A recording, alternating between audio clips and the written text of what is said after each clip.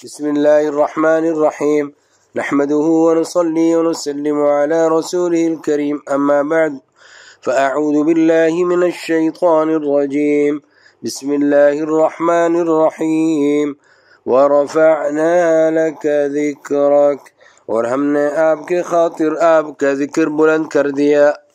عزیز دوستو سامعین کرام، اللہ تعالیٰ نے ہمارے نبی پاک صلی اللہ علیہ وسلم کا ذکر بلند کر دیا ہے۔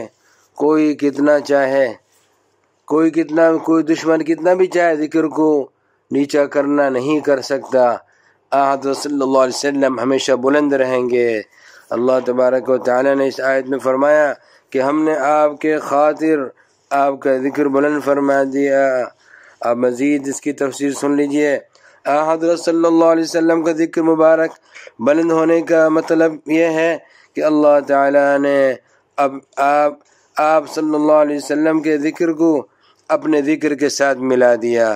اذان میں، اقامت میں، تشہد میں، خطبوں میں، کتابوں میں، وعظوں میں، تقریروں میں، تحریروں میں وغیرہ وغیرہ سب میں آپ صلی اللہ علیہ وسلم کا ذکر کیا جاتا ہے، نام مبارک لیا جاتا ہے، اور آپ کی رسالت اور آپ کی نبوت کی گواہی دی جاتی ہے۔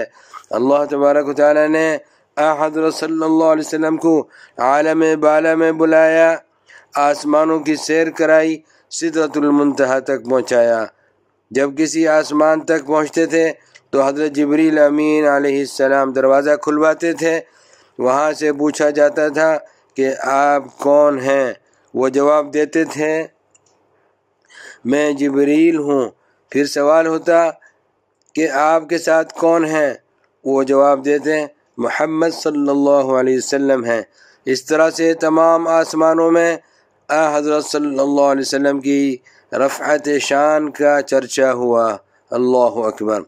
علامہ قرطبی رحمۃ اللہ علیہ نے بعض حضرات سے اس کی تفسیر میں یہ بھی ذکر کیا ہے کہ اللہ تعالیٰ نے حضرات انبیاء علیہم السلام پر نازل ہونے والی کتابوں میں حضرت صلی اللہ علیہ وسلم، حضرت محمد صلی اللہ علیہ وسلم کا تذکرہ فرمایا اور ان کو حکم دیا کہ حضرت محمد صلی اللہ علیہ وسلم کے تشریف لانے کی بشارت دیں، اور آخرت میں حضرت صلی اللہ علیہ وسلم کا ذکر بلند ہوگا، جبکہ حضرت صلی اللہ علیہ وسلم کو مقام محمود عطا کیا جائے گا، اور اس وقت اولین و آخرین رش کریں گے۔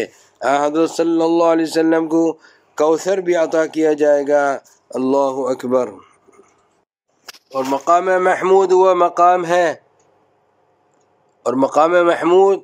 مقام ہے کہ اولین و آخرین سب رش کریں گے۔ دوستو عزیزوں، میں اس مختصر بیان میں اسی پہ اکتفا کرتا ہوں۔ انشاءاللہ یہ سلسلہ آپ سنتے رہیں گے، اور بندہ کی تالیف کردہ کتاب قرآن کریم میں رسول اکرم صلی اللہ علیہ وسلم کا عالی مقام کا مطالعہ کیجیے، اور جمال نبی اکرم صلی اللہ علیہ وسلم بھی ایک عظیم کتاب ہے جو بندہ نے تالیف کی، اللہ تعالیٰ کی توفیق سے اس کا بھی مطالعہ کیجیے۔ وآخر دعوانا الحمدللہ رب العالمین۔